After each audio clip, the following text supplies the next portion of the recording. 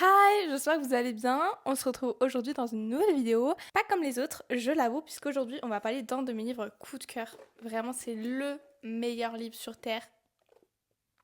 Père riche, Père pauvre. C'est un des meilleurs livres que j'ai lus de toute ma vie. Je suis jeune, vous allez me dire. Mais quand même, c'est un livre qui parle surtout d'investissement, mais aussi d'entrepreneuriat. On va dire qu'on le comprend dans les deux sens. J'ai pas de mots pour décrire à quel point j'aime ce livre.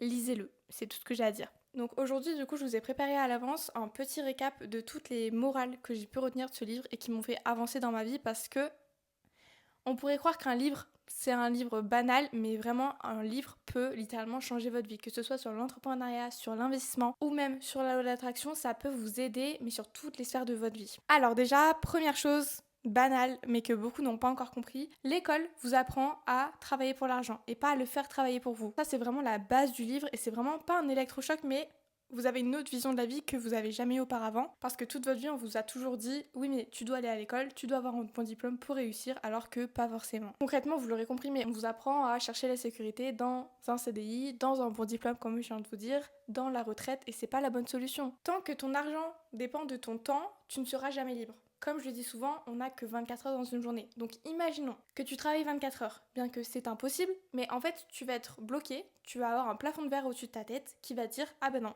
tu vas pas pouvoir passer au-dessus parce que tu ne comprends pas que le temps, c'est de l'argent. Et que si tu utilises ton temps comme de l'argent, c'est pas la bonne solution. Il faut vraiment que tu changes ta vision des choses et que tu comprennes qu'il va falloir faire travailler l'argent pour toi si tu veux casser ce plafond de verre. Concrètement, la vraie indépendance et le moment où tu vas gagner le mieux ta vie, c'est quand ton argent peut travailler même quand tu dors, même quand tu es malade, même quand tu es avec ta famille, même quand tu es en vacances. Ton argent travaillera toujours pour toi. Tandis que toi, si tu veux travailler pour l'argent, il y a des fois, tu n'auras pas envie d'aller travailler, il y aura des fois, tu seras malade, à partir d'un certain âge, ton corps, il peut plus faire les mêmes choses qu'avant. En fait, tu vas être limité toute ta vie parce que tu n'auras pas compris cette chose de l'argent c'est en fait finalement le pourquoi tu te réveilles le matin. Alors que non, dans Père riche, Père pauvre, ce que vous devez comprendre déjà, c'est que le père pauvre, c'est le père de son meilleur ami et qu'en fait, il le fait travailler, pas pour de l'argent, il le fait travailler gratuitement pour qu'il comprenne toutes ces choses-là. Comme ça, vous avez un peu le contexte. Alors ensuite, la seconde morale que j'ai notée, c'est la question des actifs et des passifs. Dans le livre, il nous en parle beaucoup, mais concrètement, les actifs et les passifs, c'est quoi? En fait, l'actif, c'est quand vous allez dépenser dans quelque chose, mais que c'est un investissement. C'est-à-dire que vous allez toujours avoir un retour sur investissement, que vous allez toujours récupérer votre argent et même plus. Tandis que le passif, on dépense son argent, mais c'est l'argent qui est perdu. Ça paraît basique, hein, vous allez me dire oui mais Lilou, actif et passif, ouais c'est bien, je vais quand même aller faire du shopping, ce sera retour sur investissement, blablabla, mais pas du tout. C'est un truc banal, mais justement parce que c'est banal, il y a beaucoup de gens qui se permettent de ne pas le respecter et qui justement perdent beaucoup trop d'argent. Ta voiture, l'iPhone 17, le shopping, ça c'est du passif. Parce qu'une fois que tu l'as dépensé dedans, alors oui, tu peux paraître riche, tu peux paraître, voilà, j'ai les dernières nouveautés et tout, mais c'est de l'argent qui est perdu, tu vois. Un riche, jamais il te verra comme un riche avec ça, parce que lui, il sait qu'en fait, l'image que tu donnes, ce n'est pas ça qui va te rendre riche. Et petit à petit, quand tu auras compris ça, tu te diras, quand tu achètes quelque chose, est-ce que ça va me rapporter autant? Est-ce que finalement, ça sert vraiment à quelque chose que j'achète, ou est-ce que je préfère dépenser dans des choses qui vont me ramener de l'argent? J'ai toujours l'exemple typique, mais les pubs méta. Les pubs méta sur Instagram ou même les pubs sur TikTok. Alors certes, c'est de l'argent, c'est un budget, mais au final, c'est pas un budget si conséquent quand tu dis ah bah les 30 euros que j'ai pas dépensés dans du shopping, je les ai dépensés dans de la publicité et du coup, ça m'a ramené 3 à 4 clients. Donc en fait, tes 30 euros, tu les as récupérés depuis le premier client même. On va revenir sur ce dont je voulais vous parler dans le premier point, et que je vous ai expliqué rapidement avec l'histoire du père pauvre, qui est le père de son meilleur ami, etc. Mais du coup, c'est de travailler pour apprendre et pas juste pour gagner son argent. Parce qu'en fait, si tu te réveilles le matin pour te dire ok, aujourd'hui, j'y vais parce que sinon j'ai pas d'argent, ça, jamais toute ta vie tu pourras tenir sur ça. Quand même toute ta vie t'arrives à te lever le matin et te dire oui j'y vais pour gagner mon argent, et en fait au final c'est quoi ton but dans la vie? C'est de te lever pour aller faire de l'argent. Alors je suis désolée mais moi ça me donne pas envie de me dire ah je me réveille le matin pour gagner 60 euros de la journée. Voilà, je pense qu'on se comprend. Le SMIC, enfin, je sais pas, chacun son point de vue sur la question, hein, mais je pense que si tu regardes cette vidéo, c'est que tu ne prévois pas de faire toute ta vie au SMIC. Et du coup, dans ce livre, comme je vous l'ai expliqué, Robert Kiyosaki, il cherche d'abord à apprendre avant même de gagner de l'argent. Voilà, il va travailler sans avoir un salaire, mais parce que quand il travaille, il apprend plein de choses. Et qu'en fait, les connaissances, c'est bien plus précieux que l'argent. Parce qu'avec les connaissances que tu auras acquis, tu pourras créer de l'argent sans même aller travailler pour cet argent, tu auras créé des projets. En fait, à ton tour, une fois que tu auras ces connaissances, tu pourras les vendre pour faire de l'argent. Donc sans même travailler, tu vends juste simplement ce que tu sais. En fait, souvent, on veut de l'argent immédiatement.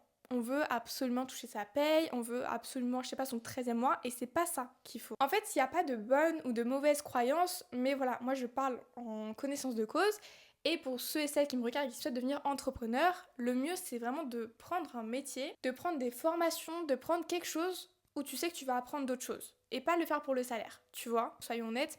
Travailler à McDo, il y a des points négatifs, il y a des points positifs. C'est juste le premier équipier, t'apprendras jamais rien. Mais si après tu montes dans le management et tout ça, potentiellement tu pourras apprendre des choses. Il n'y a pas de bon ou de mauvais chemin. Il faut travailler, il faut acquérir de l'expérience pour comprendre toutes ces choses-là. C'est pas parce qu'on lit ce livre qu'on va absolument changer sa vision de la vie, qu'on va devenir riche du jour au lendemain. De toute façon, tu deviendras jamais riche du jour au lendemain.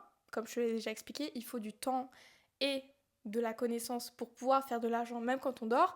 Mais voilà, ce livre peut changer quand même une certaine vision de ta vie à l'heure actuelle. Comme je vous l'ai dit, moi j'ai lu ce livre quand j'avais 17 ans, donc j'étais encore au lycée.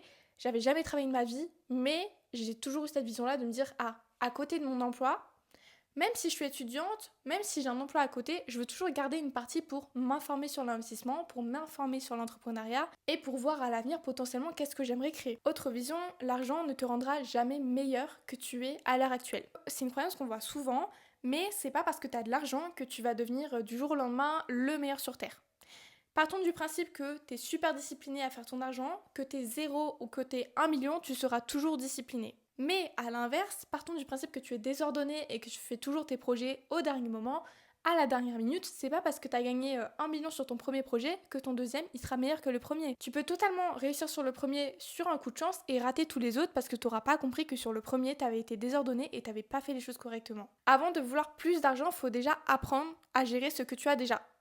Apprends à organiser ta vie, apprends à organiser tes actions, apprends à avoir des meilleures pensées, à pratiquer peut-être la loi d'attraction correctement et pas seulement quand tu réussis. Voilà, c'est toutes ces petites choses-là qui font que même si tu as plus d'argent demain, tu ne deviendras pas meilleur pour autant. En fait, concrètement, tu vas juste reproduire les mêmes erreurs à chaque fois et au final, ça va rien t'apporter. Pour le dernier point, Robert Kiyosaki nous explique que la plupart des gens, ils ont peur de perdre. Mais qu'en fait, en réalité, ils perdent encore plus parce qu'en fait, ils ont rien tenté. Et concrètement, ces gens-là, on leur en veut pas parce que malheureusement, on a été éduqués comme ça. On a été éduqués à avoir la peur de l'échec, de si tu rates ton contrôle, de si tu te plantes à un examen. En fait, même dans la vie de tous les jours, on t'a toujours appris à avoir peur de l'échec alors que justement, c'est quand tu vas essayer quelque chose que oui, tu vas faire des erreurs, mais c'est grâce à ces erreurs qu'on apprend. Encore une fois, moi à l'heure actuelle, vous me voyez là devant la caméra, vous vous dites mais comment elle fait? Moi j'oserais pas, et comment elle fait ça? Et son plan il est bien, et sur Instagram ça marche bien, et elle a plein de clientes. Oui d'accord, mais moi avant ça, j'ai charbonné, j'y ai passé du temps sur mes réseaux. J'ai passé beaucoup de temps à me former au montage, parce que pour avoir un bon montage, imaginons, vous n'êtes pas fort dans un domaine, tu l'acceptes et tu te formes. Et il y a beaucoup de gens qui n'osent pas et qui se disent moi je serai toujours nulle donc je tente pas. Et c'est pas comme ça. Exemple typique, encore une fois, par exemple avec Canva et CapCut, si vous ne pratiquez pas, jamais vous serez bon. Ça sert à rien d'apprendre mondes et merveilles sur ces applications-là. Tu dois pratiquer pour apprendre. Tu dois faire des erreurs et petit à petit, tu vas voir comment les choses rentrent et tu diras ah waouh, par rapport au début, j'ai beaucoup évolué. Enfin moi vous savez, Canva j'y suis depuis que j'ai 12-13 ans. Donc là ça vient de faire 8 ans. Ça fait 8 ans que je suis sur Canva et si je vous mettais les vidéos de mes premières créations et celles de maintenant, vous direz mais waouh, c'est beaucoup quoi. Mais parce que justement, j'ai pratiqué sur Canva. Retiens simplement que, imaginons, t'as trouvé une idée qui est extraordinaire, qui va changer le monde, mais tu la lances pas. Qu'est-ce qui va t'empêcher de demain, ton voisin, il a la même idée que toi, il la lance. Et ton idée, du coup, elle passe à la poubelle.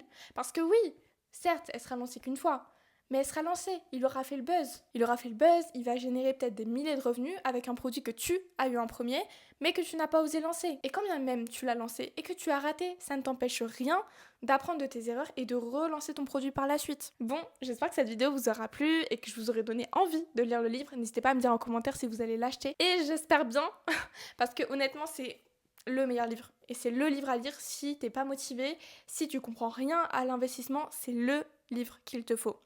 Père riche, père pauvre, c'est pas qu'un livre qui parle d'argent, c'est vraiment un livre qui te parle de liberté et de reprendre le contrôle sur ta vie. C'est pas parce que toute ta vie on t'a éduqué à être un salarié que tu dois finir salarié.